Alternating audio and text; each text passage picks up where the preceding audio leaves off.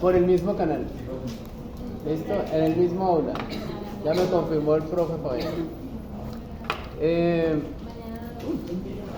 Quedan 2 laboratorios, 2 semanas, a partir de la semana entrante, en donde vamos a ver laboratorios y quedan 2 teorías. Esta es la teoría del sistema reproductor femenino, la próxima es teoría del sistema reproductor masculino y la última es generalidades de osteomuscular. Eso quiere decir que es así de poquito de osteomuscular. ¿Listo? Depende. ¿Cómo que depende de qué? Si lo ven, sale en el parcial. Profe, pero lo veríamos. Y si no lo vemos, entonces En el práctico no sale. En el quiz práctico no sale. No, pues esa fue una de las modificaciones que hizo el programa. Porque es que micro no puede salir sin saber qué es un tendón, qué es un músculo, qué es una fascia. ¿Ya? Que es lo más general de lo más general de lo general. ¿Vale? Es por eso. ¿por qué no? Terminamos los avisos parroquiales.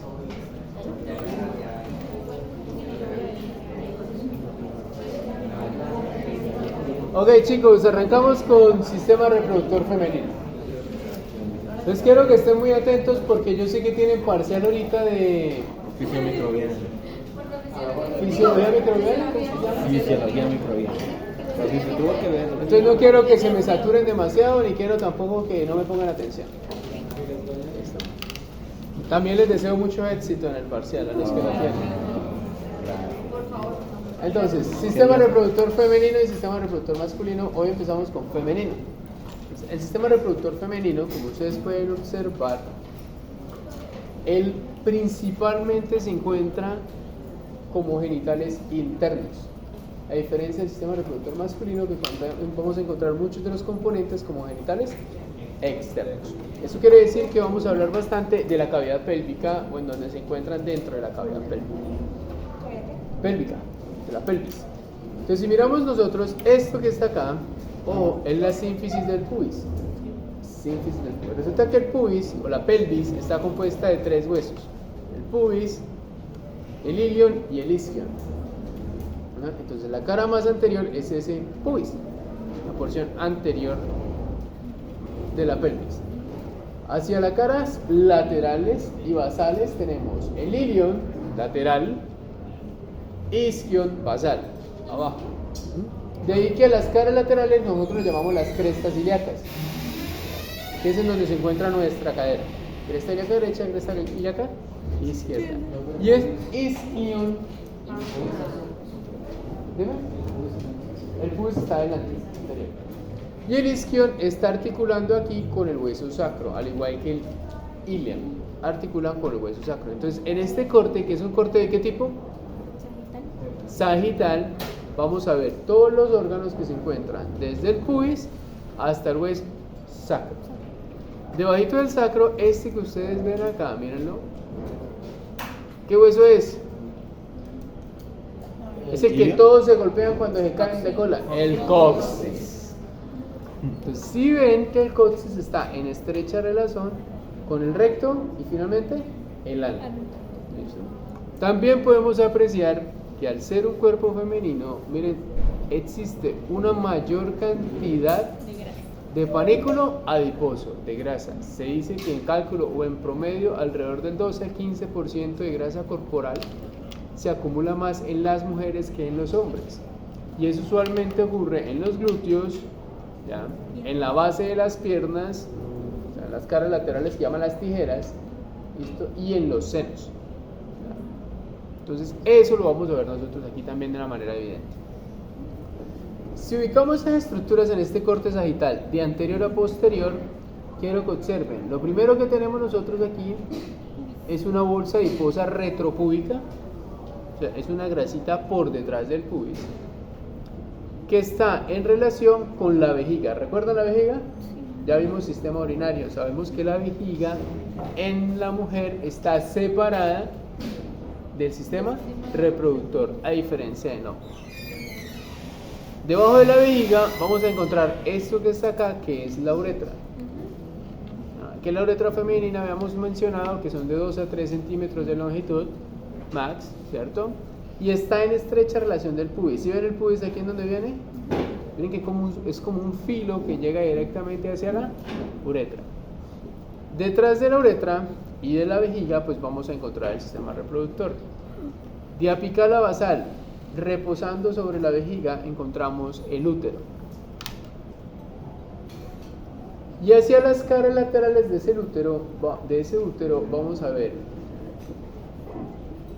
las tubas uterinas, antiguamente llamadas trompas de falopio. Pero dejen a Falopio descansar en paz, por favor. ¿Listo? Y los ovarios, hacia las caras laterales de ese útero. Por eso, en este corte, que es un corte sagital, no los podemos ver. Hacia la cara inferior vamos a encontrar, todo lo que es el tracto vaginal, o sea, la vagina, con sus 7 a 9 centímetros de longitud, ¿ya? Y capacidad de elongamiento debido a sus rugas vaginales. Al igual que la vejiga, ella también tiene unas rugas y permite una elongación, que es lo que permite la relación sexual o el elongamiento durante el acto sexual. Detrás del tracto vaginal, entonces encontramos la región útero-vaginal o sacro de Douglas, o espacio recto uterino. También dejen descansar a Douglas en paz. ¿Listo? Espacio recto uterino, sacro de Douglas o receso retro uterino o vaginal. ¿Listo? Y él es importantísimo porque ¿han escuchado hablar de los embarazos ectópicos? Sí. Bueno, vamos a ir hablando un poquitico de eso. Ectópico. Por detrás de él pues se encuentra todo lo que es el recto y el ano, y eso ya lo hemos visto en varias ocasiones, ¿vale? Y esa es la lista de estructuras que vamos a encontrar ahí en ese corte sagital. Entonces, si bien hicimos una lista, como una lista de mercado, vamos a ver cada una de las estructuras, vamos a ver cómo se localizan, quiénes pertenecen a qué y cuál es su función. Entonces, para empezar, empecemos con genitales externos. Entonces, ¿qué es lo que se considera como genitales externos en la mujer? Todo lo que nosotros llamamos la vulva o genitales externos femeninos. ¿En dónde inicia? Inicia aquí, en esto que está acá, que se llama el promontorio púbico o monte de Venus. Ese promontorio púbico o monte de Venus es este panículo adiposo grandototote que existe por el frente de la sínfisis del pubis. Entonces es grasa acumulada que lo que hace es proteger, ojo acá, todos estos genitales externos. Si ven la pubis, a diferencia de la masculina, mire, tienen los genitales casi que salidos de la línea recta entre el pubis y el sacro. De ese monte de Venus, una de las características que nosotros observamos es la exposición del vello púbico, que dependiendo de las características que cada chica tenga, puede ser más abundante o menos abundante, puede ser en V o puede ser recto. Sin embargo, hay unas alteraciones genéticas que son característicos de ciertos tipos de presencia de vello púbico. Eso no quiere decir que una chica sin esa alteración genética no lo tenga, como por ejemplo aumento del vello púbico hacia la zona inguinal, muy característico de una chica que sea XXY. ¿Sí me hace entender? Porque como el hombre tiene una mayor proporción de vello púbico abdominal, pues tiene esa característica que es similar al XXY. ¿Claros con eso? Siguiente, ese vello púbico que está ahí se elonga hacia la cara basal de los genitales externos y forma lo que nosotros conocemos como los labios mayores. Y los labios mayores pues sería la primera puerta de ingreso a esa vulva. Ellos tienen un vértice superior, que es la comisura anterior de los labios mayores, y un vértice posterior, que es lo que nosotros llamamos el rafé perineal, o comisura posterior, entra ahí con relación con ese rafé perineal. ¿Y qué es el rafé perineal? Es la zona mínima de 2 a 2,5 centímetros que existe entre los genitales externos y el ano. Y si ven, el espacio es muy muy pequeñito. ¿Ya? Y ahí yo les hacía una broma muy particular. y es que si el espacio es tan pequeñito, entonces la probabilidad de contaminación de biota anal con biota vaginal o urinaria es muy fácil y muy común, especialmente con los cucos de ahora. Con los cucos, la ropa interior femenina. Mientras más pequeñita sea, menos superficie y más arrastre. ¿Me hice entender? Entonces, ustedes tienen algo puesto y están sentadas como yo estoy, ¿cierto? Tienen la ropa interior que, como el glúteo es grande, se va hacia adelante o se estira. Si yo me levanto, lo primero que yo hago es, ¿cierto? Y al hacer eso, ¿qué hacen? Pues la ropa interior que estaba adelante se fue para atrás, ¿cierto? Y terminó como por acá arriba. Y ustedes caminan todo el día y van y se sientan de nuevo. Lo que ahora estaba atrás pasó hacia adelante. Y hay una contaminación ano-vaginal de la biota. ¿Me hice entender? Y de ahí aparecen en muchos de nuestros frotis un montón de cosas que no deberían estar. Como por ejemplo, cuando hay yardiasis, entonces aparece yardia en el frotis vaginal. Y así, póngale todo lo que quieran. Y eso promueve el mal olor, cambio de la biota vaginal, la micosis, ¿cierto? E infecciones urinarias recurrentes. ¿Claros con esto? Entonces, a partir de ahora, algo que proteja, ¿cierto? Y no que induzca la biota cruzada. Muy bien. Sigamos. Pues eso que está ahí es el rafé perineal. Y el rafé perineal también adquiere una importancia muy grande porque usualmente en el parto se corta. Y se corta para ampliar el canal vaginal y permitir un parto normal. Si por prevención no se corta y el niño nace macrosómico, o sea, con los pesos y con el tamaño un poquito más grande de lo normal, no sé, como 10 libras, es gigante, pues puede desgarrar el rafé perineal. Y si hay un desgarre, vamos a ver que debajo de él hay un grupo de estructuras que pueden sufrir trastornos o daños y una recuperación va a ser más lenta y más molesta. Entonces lo mejor es de manera preventiva hacer un punto de sutura, un punto de incisión, perdón, que por ahí es donde se va el resto de la cinta. Esos serían los labios mayores, el porte de Venus y el rafé perineal. Terminamos esa cavidad que está ahí y miren, ustedes ingresan aquí a lo que se conoce como el espacio entre los labios mayores o las hendiduras vulvares. O sea, ya ingresamos a lo que hace parte de los genitales de la vulva, pero que pertenecen ya como a una fase intermedia, más interna. ¿Listo? Dentro de eso, lo que primero y más evidente observamos son los labios menores, que si ven, de una vez tienen una característica muy particular. Son menos pigmentados.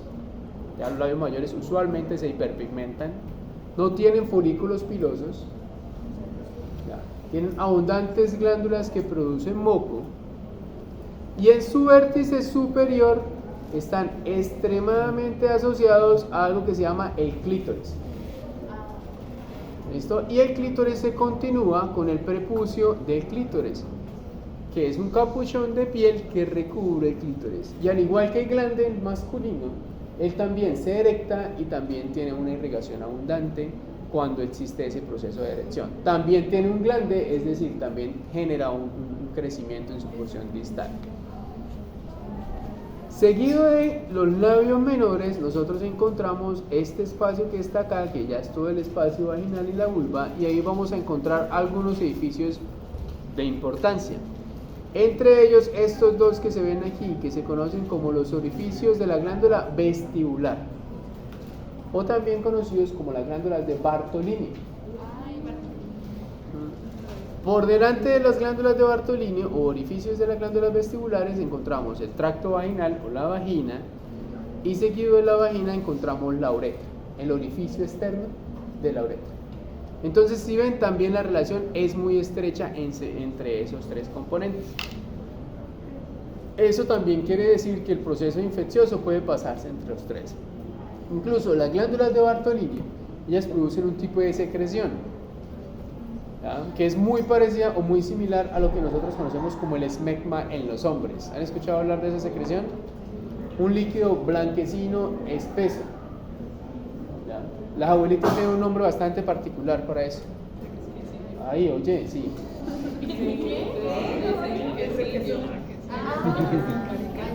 Es esa secreción espesa, amarilla y que no se retira, se vuelve maloliente y promueve las infecciones urinarias, especialmente por un tipo de micobacteria que se llama la micobacteria Smegmatis. Entonces, si ustedes, ojo, clínica, microbiólogos, si ustedes tienen un paciente que no resuelve infecciones urinarias, no da positivo para crecimiento bacteriano, pues obviamente al ser una micobacteria los requerimientos son especiales. ¿Ya? Es de crecimiento lento. ¿Ya?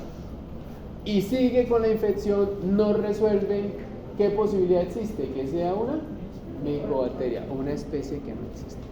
¿Y cuál es el mecanismo diagnóstico para micobacterias? Señor, ¿te pido mucho todavía? ¿No han visto eso en microbiología? No. ¿En fisiología microbiana? ¿No han visto la diferencia? En determinado nosotros en Ok, ellos son ácido alcohol resistentes, entonces tienen una coloración especial. Son bacilos ácido alcohol resistentes, entonces utilizan coloración de Sieg-Nielsen. Entonces ese sería el único caso en donde sería un Sieg-Nielsen en orina. No existe ningún otro caso en el que todos esos usualmente son de esputo o aspirados bronquiales. ¿Ya? Y usualmente quien hace el diagnóstico de eso es el microbiólogo, porque el médico no tiene ni idea que eso existe. ¿En serio? Completamente. ¿Claros con eso? Muy bien. Esas glándulitas también se tapan. Y algunas veces cuando se tapan, pues pueden generar unos grandes abscesos que hay que drenar. Pues, algunas personas sufren de esos abscesos. ¿Ya? Y eso es lo que usualmente ocurre. Un absceso en labio mayor es provocado por una oclusión de la glándula de Bartolini. Es también muy común. Claro, porque si se te tapa el conducto de una glándula que produce una secreción, esa secreción se acumula y si se acumula la secreción se infecta y si se infecta pues produce un absceso. Es lo mismo que un barrica, es un absceso de una glándula sebácea. ¿Dónde es que están? Dime. ¿Dónde es que están? Estos son los orificios de las dos glándulas de Bartolini. Ya te las voy a mostrar, mira. Pasamos acá y aquí están. Entonces, ¿qué ocurre? ¿Qué acabó de pasar? Se retiró la piel y se retiraron los genitales externos. Ahora vamos a ver las estructuras que se encuentran por debajo. ¿Listo? ¿Qué tenemos? Si observamos ahí, tenemos lo siguiente. Entonces, resulta que en sistema reproductor nosotros siempre vamos a hablar de unas cosas que se llaman los cuerpos cavernosos y los bulbos esponjosos.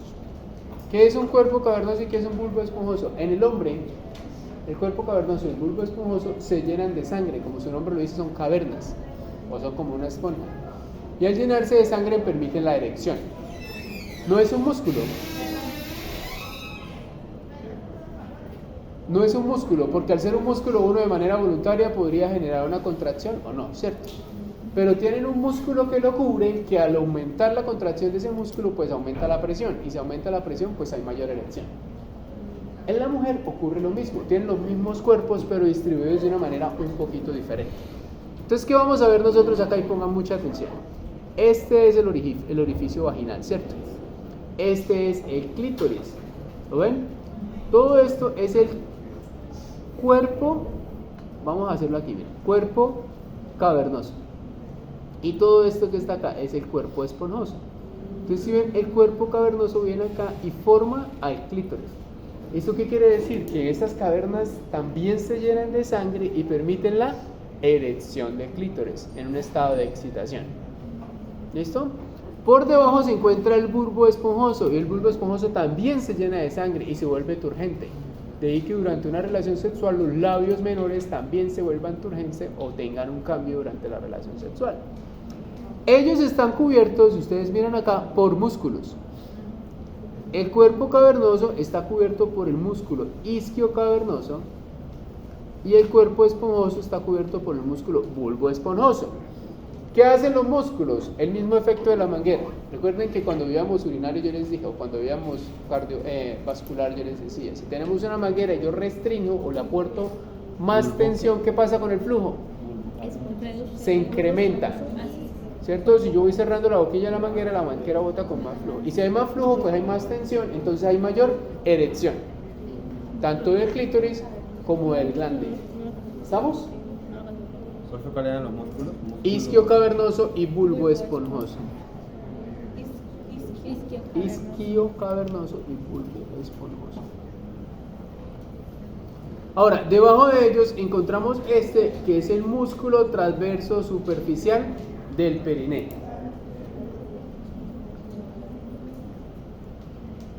Y encima del transverso superficial, pues tenemos el músculo transverso profundo del perineo.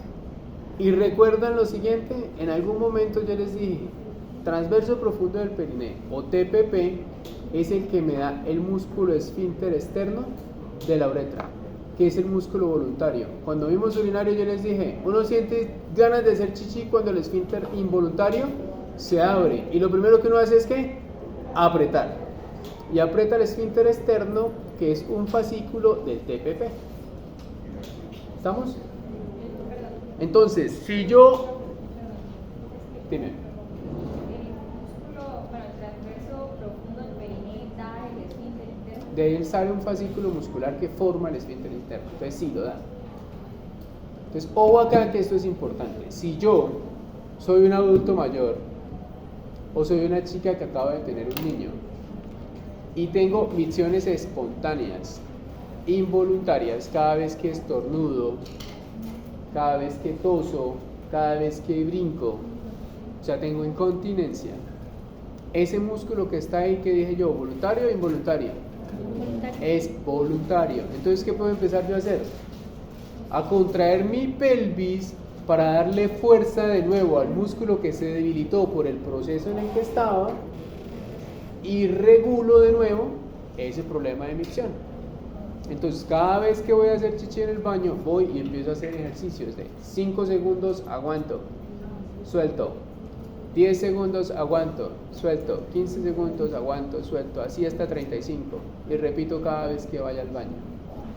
Y de una manera controlada voy fortaleciendo el músculo, porque recuerden que todo músculo estriado que se fortalece, ¿qué le pasa?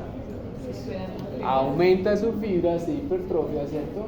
Y voy a solucionar mi problema angustioso de la micción espontánea. ¿Claros con esto? Encima de ese músculo ya se encuentra el esfínter interno, que es un esfínter ¿de qué tipo? Involuntario. Y con él sí no puedo hacer nada.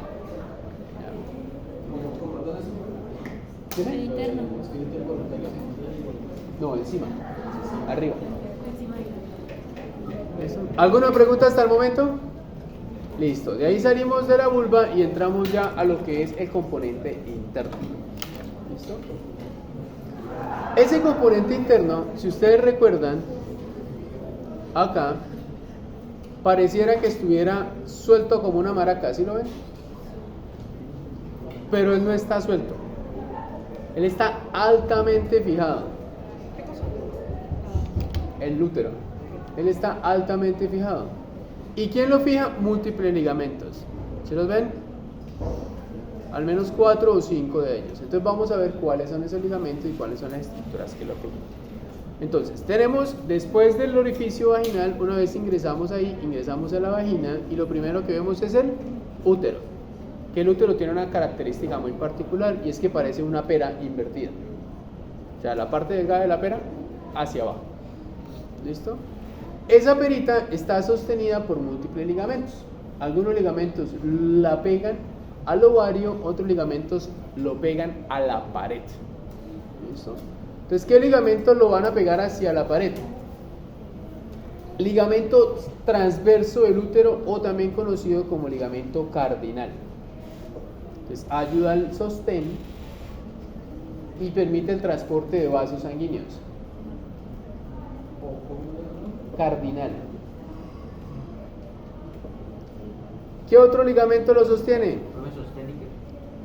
Transporte de vasos sanguíneos. ¿Qué otro ligamento lo sostiene? Ligamento recto uterino. ¿Hacia dónde irá? Hacia la pared posterior, hacia el recto, ¿cierto? también es de sostén.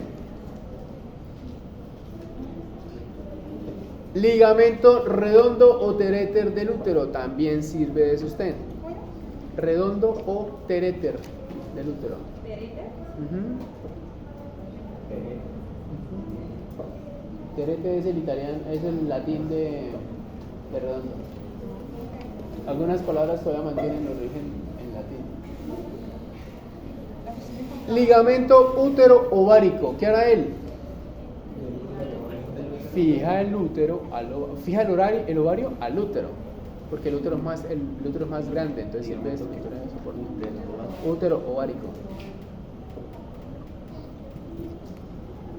Otro que pertenece al ovario, pero no sirve de fijación del útero, pero sí el ovario, es el ligamento suspensorio del ovario.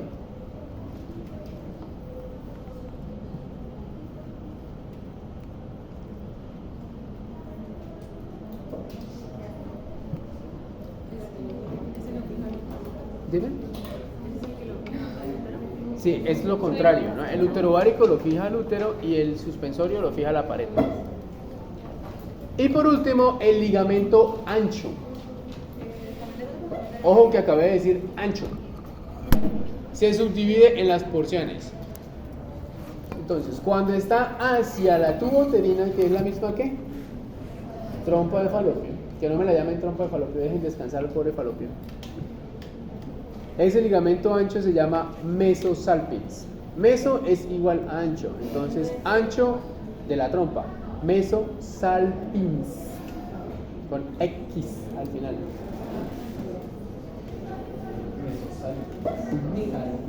Salpins. Cuando vas al ovario, ¿cómo se llamará ese ligamento ancho? Si necesita el prefijo meso. Mesoovárico. Y cuando irá al útero, ¿cómo se llamará? Mesouterino. ¿Y todo el ligamento cómo se llama? Ligamento Ancho o mesometrio.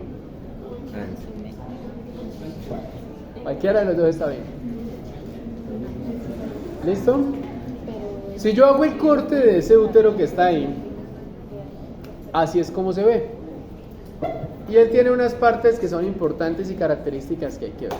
Entonces, si lo ven, yo veo tres tipos de capas. No sé si alcanzan a ver. Miren, una capa interna,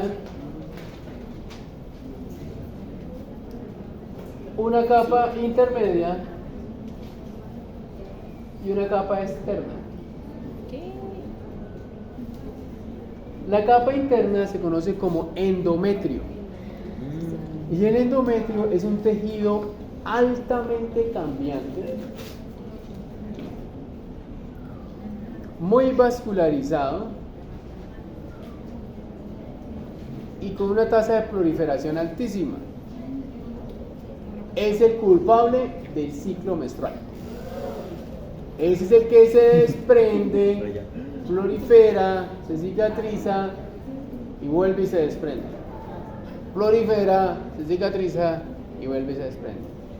¿Cada cuántos días? 28. Cada 28 días en ciclo regular. Sí. Epitelio a ese nivel, cuando están en la primera fase, en la segunda y en la tercera. Tarea. ¿Listo? Ah, eso sí te importa. Epitelio a ese nivel. Pregunta de parcial. Epitelio del endometrio en las fases del ciclo menstrual. ¿Cómo es? Tarea. ¿Listo? Y tarea. ¿Qué hormonas actúan a ese nivel? ¿Ah, sí? ¿La única? No. ¿Y los estrógenos? También. ¿Y la luteinizante? También. ¿Y cuál es cuál y en qué fase? Luteinizante, fase luteal. ¿Qué tipo de hormona tienen los anticonceptivos? ¿Y por qué? ¿Qué fase inducen? ¿Qué le pasa al endometrio? Pero. Ya deben buscar el libro. Tarea. Esa es la tarea, ¿listo? Muy bien. Eso deberían saberlo por naturaleza. Qué fácil que se nace. No me preocupen que para hombres también hay preguntas. Siguiente, o acá. La siguiente fase es el miometrio.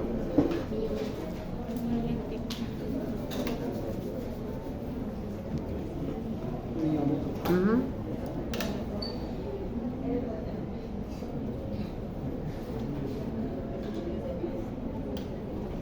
Que está conformado por músculo liso. Él no debería ser proliferativo ni cambiante como lo es el endometrio, pero en algunas chicas responde a los cambios hormonales y aumenta focos proliferativos y aparecen unos tumorcitos que se conocen como Poliquístico. mal llamados miomas.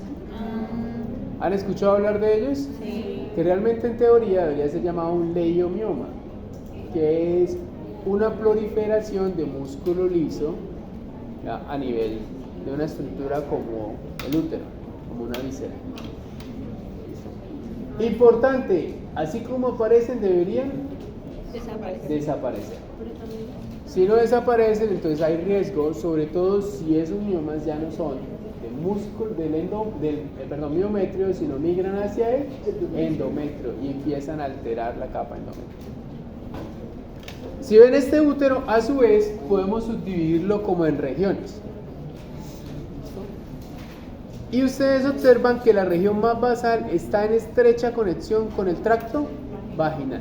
Entonces, esta es la vagina. Y la vagina se une a esto que está acá, que lo conocemos como el cuello del útero. ¿Listo? Al cuello también lo podemos llamar cervix. De ahí que la cara interna del cervix lo llamemos endocervix.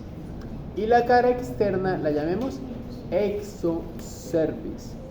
El endocervix y el exocervix tienen dos tipos de células muy particulares que están muy pegadas a la pregunta del epitelio del endometrio. Entonces, dentro de esa búsqueda está la capa endometrial y la capa endocervical y exocervical del epitelio. Y eso es importantísimo porque ¿quiénes son los que leen la citología? Los microbiólogos en primera instancia, sobre todo si están en rural. Porque cuando estamos en ciudades tan grandes como Bucaramanga, es el patólogo que está de cabecera. A nosotros nos toca leer es los frotis vaginales, que son dos cosas diferentes. Y ya vamos a ver cuál es la diferencia anatómica entre un frotis vaginal y una citología. Gracias. Seguimos, entonces después del cuello tenemos esta zona que está acá, que se conoce, es como la cintura del útero, que lo llamamos el istmo del útero. Es una zona de estrechamiento de ese útero. Y esa zona de estrechamiento también adquiere mucha importancia porque ese punto está ahí, es el punto de cierre durante un embarazo. Es el cuello de botella. Y de ahí en adelante lo que nos queda es el cuerpo del útero, que es la zona más grande y donde debe ocurrir la implantación de un óvulo fecundado, o el fondo del útero, que es también donde puede ocurrir la implantación de un óvulo fecundado. Es la zona de predilección de esos dos. Y ese sería el útero. Hacia las caras laterales aparecen todo esto que está acá, esta prolongación, que es la tuba uterina. Y como ven, esa tuba tiene diferentes regiones, por así decirlo. La primera región se conoce como región intramural o intrauterina. Entonces es el punto de conexión que existe entre la tuba y el canal endocervical, o el orificio interno de la tuba. Después viene la primera zona delgada de la superficie de esa tuba, que le llamamos el istmo. Luego ese istmo se dilata y esa dilatación se conoce como ampolla de la tuba uterina, y la ampolla adquiere de nuevo importancia porque ahí es donde debe ocurrir la fecundación del óvulo. Si la fecundación ocurre mucho antes de estar en ampolla, ese óvulo llega y ya está listo para implantarse aquí a nivel del istmo o a nivel de la porción uterina. ¿Y qué pasa si se implanta ahí? Pues es un embarazo que no está implantado en la posición correcta y eso también se conoce como embarazo ectópico, implantado en una zona atípica.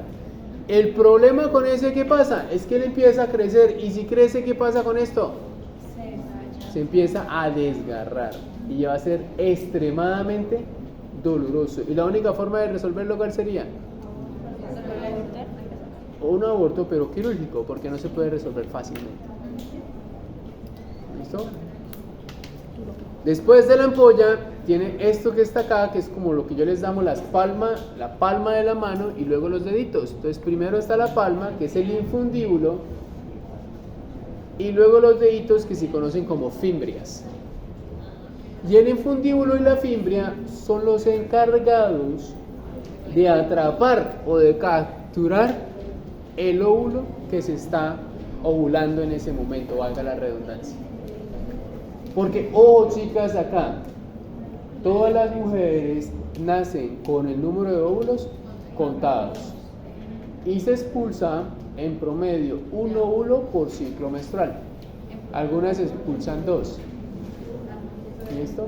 A menos de que inicien tratamiento hormonal y dentro de ellos está la restricción de la ovulación y luego vuelve y se quita el tratamiento y ovulan 3 o hasta 4, señora, o se induzca la ovulación. En los casos de la anticonceptiva, evita la ovulación, pero, o sea, ¿qué pasa con la cantidad de óvulos ahí? Hay diferentes tipos de anticonceptivos y por eso les dije miren muy bien, porque hay unos que son levoprovera, progestradiol,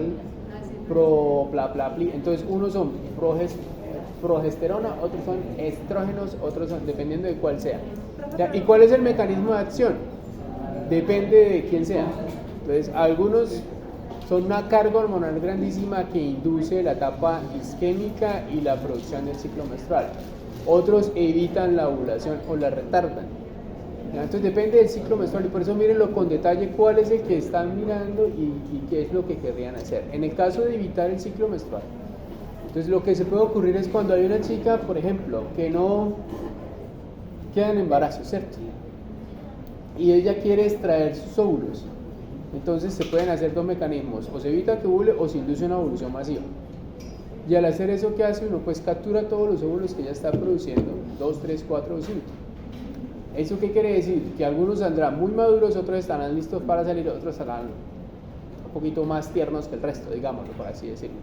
Eso que induce muchos cuerpos lúteos, ya vamos a ver qué es eso, aumento de la hormona luteinizante, ¿ya? Y muchos cuerpos cicatrizantes o cuerpos albicans, que vamos a llamar. No es más. ¿Qué pasó? Pues que se redujo el número de óvulos. La próxima vez que venga menstrual, pues no va a haber ovulación. Se va a restringir el número de, pues va a ser menos, ¿cierto? Va a llegar mucho más rápido la menopausia en ese caso. Dime.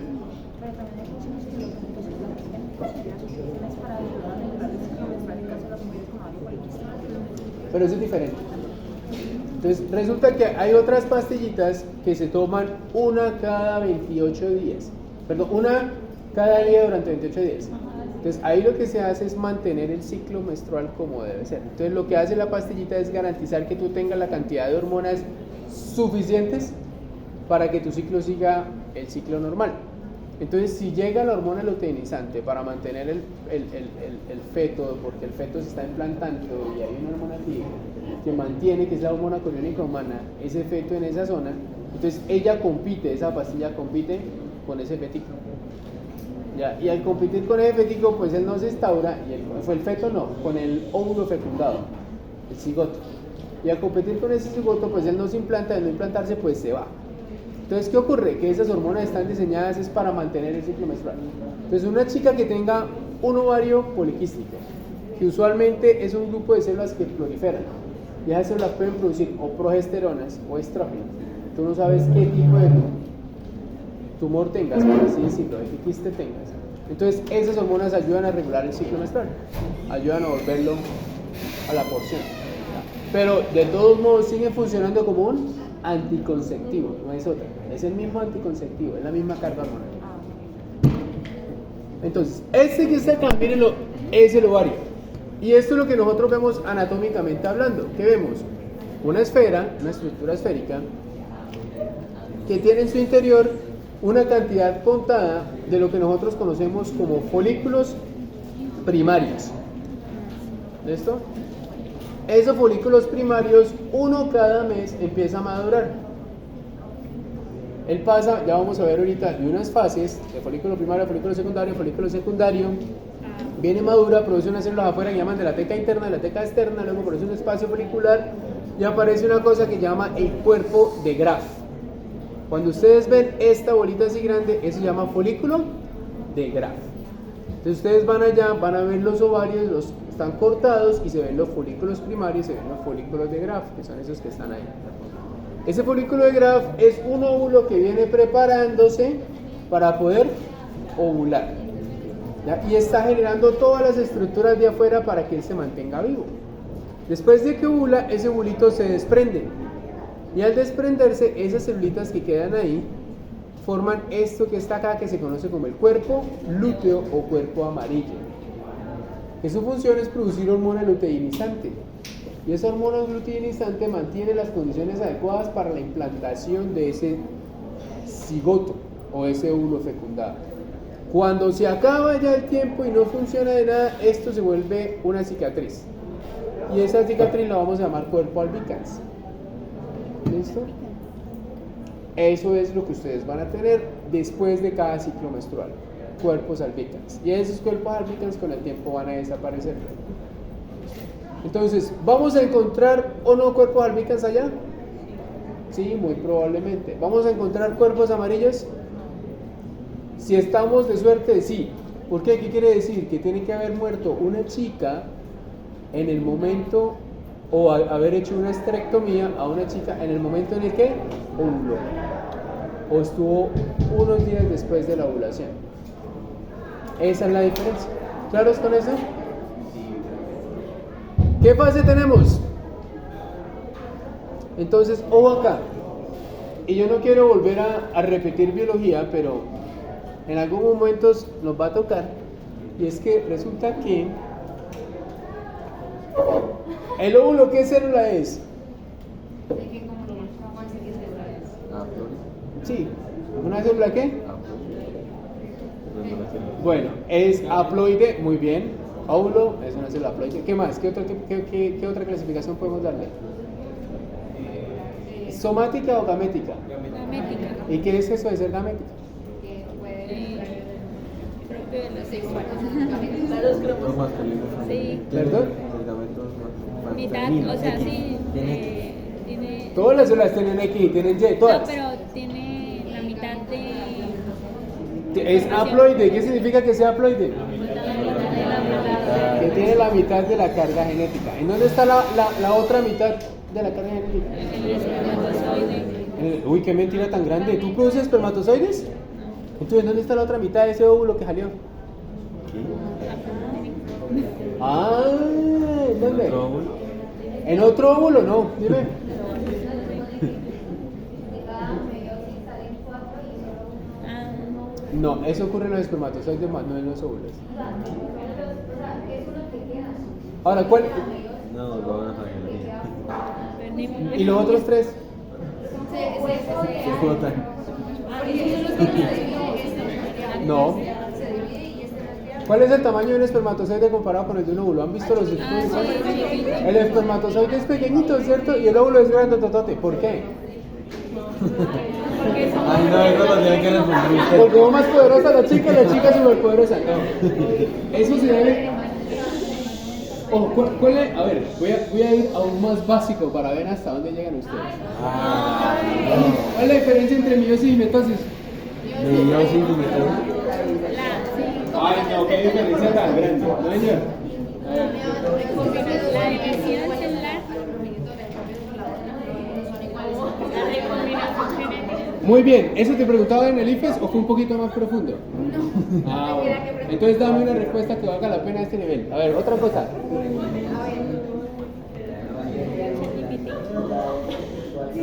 Durante la división por los óvulos se determina por mediante hormonas uno que va a ser como el principal principal y el otro queda con cuerpo por No, ahí. baila. No, en diferentes- Pero mitad de la respuesta sí. Meiosis y mitosis.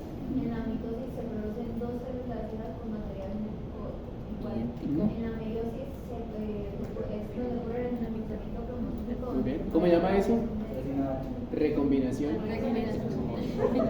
¿Y qué más? ¿Cuántas veces recombinan los genomas en meiosis? Dos. Meiosis 1 y meiosis 2. ¿Listo?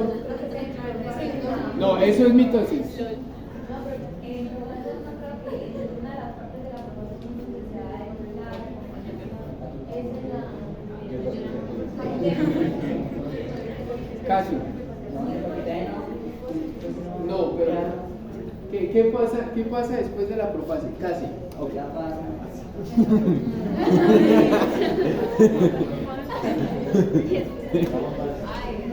Ojo acá, no estoy hablando del óvulo. ¿Qué pasa después de la profase? ¿Qué le pasa a él? ¿Se forman los qué? Los cuerpos polares. ¿Qué es un cuerpo polar? Cuerpo polar es donde se están dirigiendo los cromosomas. No. Sí, que están los Es como.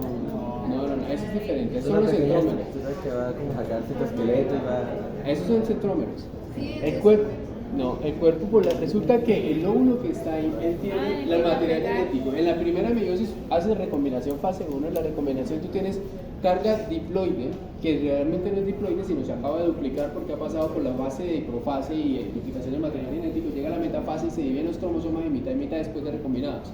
¿Cierto? Y si hiciéramos una meiosis normal, esa célula se divide en dos.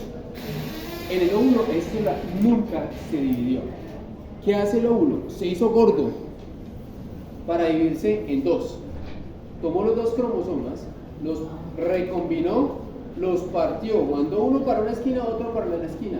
Decidió que los de esta esquina se mantienen vivos y todo eso lo volvió un cuerpo polar y siguió creciendo. Nunca se dividió. Él evitó la fase de anafase. no tenía menor idea. Solo redujo los cromosomas a cuerpo polar y los inactivó todos. Y ahora estoy con la carga diploide que me quedaba y vuelvo y la divido. ¿Cierto? No la duplico, que es lo que debería pasar en mitosis, pero sí la recombino por segunda vez. Entonces la hago aún más que variable. Vuelvo y hago metafase y estoy así de gordo gigantísimo. Y las pongo ahí y las divido en dos. Y ahora tengo una carga haploide a un lado y una carga haploide al otro. Y decido que ahora no es de acá, sino el de acá, eso lo hace el azar.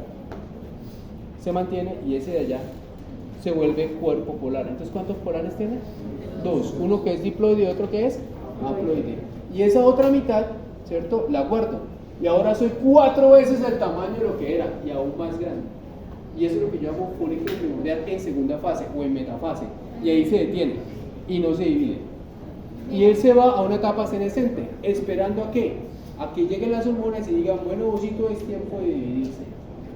¿Y quiénes son los que llegan? Es el espermatozoide, que llega con su núcleo, ingresa, y al ingresar le da la señal de división y ahí se empieza la división celular. Y como todo el tiempo estuvo manteniendo esa carga de organelas, porque él estuvo creciendo como loco, entonces es una máquina de división mitótica por todo lado. Por eso es tan grande y el espermatozoide tan pequeño. El espermatozoide se hace la meiosis completa. De 1 salen 4. Del óvulo de 1 sale 1. Pero hiper mega grande. ¿Estamos claros? ¿Entendida la jugada? Ahora, ese 1, ojo acá, también pasa por fases de maduración. Pero esta fase de maduración es lo que ocurre con cada ciclo menstrual. Ustedes tienen, las chicas, estoy hablando, cada uno de ellos detenido allá en esa fase premitótica, esperando a que llegue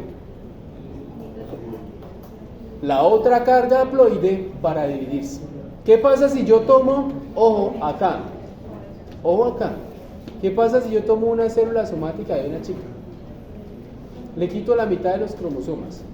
O mejor dicho, si yo tomo otro óvulo de otra persona, le saco el núcleo y se lo meto al óvulo de la chica madre, ¿madura o no madura? Sí. ¿Y quién le va a enseñar? ¿Y quién le va a enseñar? ¿Madura o no madura? Debería. Sí, porque eso Debería de madurar. Ojo, el óvulo es una carga ¿qué? haploide, ¿cierto? ¿Qué necesita para empezar el proceso de maduración? Para ser cigoto. Otra carga. Otra carga haploide. Yo le estoy metiendo otra carga haploide de otro óvulo. De la misma chica. Ay, pues no sé. Lo meto ahí. ¿Madura o no madura? Claro, apenas el diploide madura. ¿Cómo se llama ese proceso? ¿Cómo? No, ¿cómo se llama ese proceso? Inseminación artificial. ¿Listo? Pero lo hice, ojo, lo hice de la misma persona. ¿Eso se puede? Con dos gametos, no es clon. Con dos gametos sexuales. Entonces, ¿qué va a salir? Una hija de una sola persona. Porque ambos óvulos van a estar como recombinados. Para que sea un clon, ¿qué tiene que ser? Exactamente la misma carga genética. Entonces, ¿qué hago yo? Tomo el óvulo, le quito el núcleo al óvulo y le pongo un núcleo de una célula somática a este óvulo. Y entonces, ¿qué me nace a mí? Una persona con exactamente la misma carga genética de quien me dio el cromosoma. ¿Me hice entender? ¿No? Ojo. ¿Dime? No, eso no es correcto. ¿Han escuchado hablar la historia de la oveja Dolly? Sí. ¿Cómo creen que apareció la historia de la oveja Dolly? Ah, pero era muy... Le sacaron el óvulo a la oveja Dolly, le quitaron el núcleo de una célula somática de la oveja Dolly, le quitaron el núcleo del óvulo, le colocaron el núcleo de la célula somática al óvulo sin núcleo. Pero entonces, Y ¡plum! Salió el clon de la oveja Dolly. que ella la llama clon. Ah, ese es el clon. Ese proceso se llama clonación. ¿Listo? ¿Por qué? Porque la oveja que se está desarrollando es la copia idéntica de Dolly. Pero para que sea copia idéntica, ¿cómo tiene que ser la célula? ¿Somática o gamética? Somática. ¿Cuál es el dogma de la meiosis? Que los cromosomas tienen que estar como recombinados. Y ya no más biología porque es que me pierdo. Perdemos el tiempo. Entonces, ojo acá. Este esquema, para que se ayuden un poquito, les ayuda a lo que les dije. El ciclo menstrual está compuesto de fases: fase menstrual, fase proliferativa, fase luteal, fase isquémica. Entonces, el primer día del ciclo menstrual se considera como el día 1. El último día antes de que llegue el ciclo menstrual se considera como día 28. Primera fase es menstrual. ¿Qué tengo yo principalmente? Estrógenos.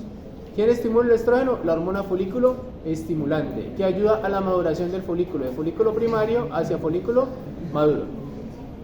¿Lo vieron? El esquema les va a ayudar con la tarea. La fase proliferativa es el crecimiento del endometrio.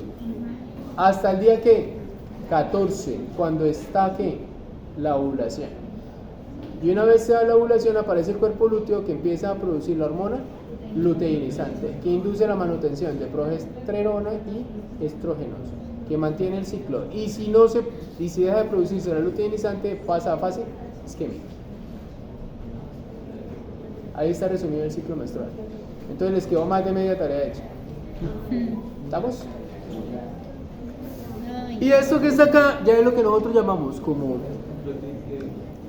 la citología y el frotis vaginal. ¿Cuál es la diferencia? Que la intención de la citología es tomar células del endometrio del endocervix y exocervix, mientras que el frotis vaginal busca la microbiota, o sea, la vagina. ¿Listo? En rurales a ustedes les va a tocar leer los dos, porque no va a haber patólogo de cabecera. Para ver un patólogo tienen que mudarse así a la ciudad, ¿cierto? Pero en ciudades grandes, usualmente el bacteriólogo solo hace el frotis vaginal, más no la lectura de la citología. ¿Qué ocurre con el parto? Pues con el parto se aumenta ese canal, ¿cierto? Y hablábamos de la compresión de la vejiga. Si esta es la vejiga antes, mírenla cómo se observa. Hay una compresión durante la síntesis del pubis, y pues eso genera una dificultad con la micción. Inervación, hay de diferentes tipos. Entonces, verde, inervación somática. Cuando hablo de somática, hablo de dolor, tacto, temperatura, presión, placer, todo lo que quieran imaginarse de para allá, ¿cierto? Que sea voluntario y percibible. Ese es de color verde y viaja en los segmentos. Ojo, cuando hablamos de vísceras de la pelvis, siempre va a ser S2, S3, S4 y Ese sí. S12 de 3 y de 4, perdón. La diferencia es que ellos tienen la neurona ubicada en el gángulo de la raíz dorsal y llegan al asta posterior.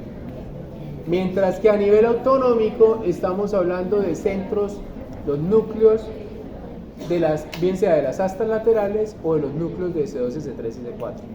Núcleos cuando hablamos del sistema parasimpático, astas laterales cuando hablamos del sistema simpático. Pilas con eso. Eso ya lo hemos visto muchas veces y hemos repetido en todos los tiempos cuando hablamos del sistema nervioso autónomo. Importante, si ustedes ven acá, miren, somatosensorial, a medida que nos acercamos al cuello cervical es menos. ¿Se están viendo? Casi que aquí no lo dibujan. ¿Eso qué quiere decir? Que ante una citología no debería haber ni dolor ni molestia, porque la inervación es menos y es reducida. Si hay dolor o molestia es porque el espéculo de una u otra manera generó un pellizco, una molestia. Y ya para terminar, glándula mamaria, que también hace parte del sistema reproductor femenino, especialmente post embarazo, ¿cierto? La glándula mamaria pues es una glándula, ya al ser glándula pues está llena de sino, ¿cierto? Y tiene estas bolsitas que están acá que lo llamamos lobulillos glandulares. Esos lobulillos glandulares están sostenidos por ligamentos que se llaman ligamentos suspensorios. Y estos son los ligamentos que con el tiempo, ¿qué les pasa? Se caen por la gravedad. ¿Ya? Ellos están sostenidos, mírenlo acá, al pectoral, a la fascia del pectoral. Todo esto que está acá es la fascia del músculo pectoral. Y cuando se implanta un implante de mama, ojo, se hace es aquí, en esta fascia. Algunas veces se implanta por debajo de la capa muscular, genera un trastorno y son esas compresiones que hacen que el implante casi fuera a estallar. No sé si ustedes han visto reels o algo en donde muestran como que los implantes se abren o se mueven. Es por eso, digo mal implantado. Esos conductos pues se van a llenar, esos acinos se van a llenar en el momento en el que exista producción de prolactina, que ya la vimos cuando vimos el sistema endocrino, cuál es el centro productor de prolactina, y va a salir a través de los conductos galatófaros, que son los conductos que finalmente terminan formando el pezón.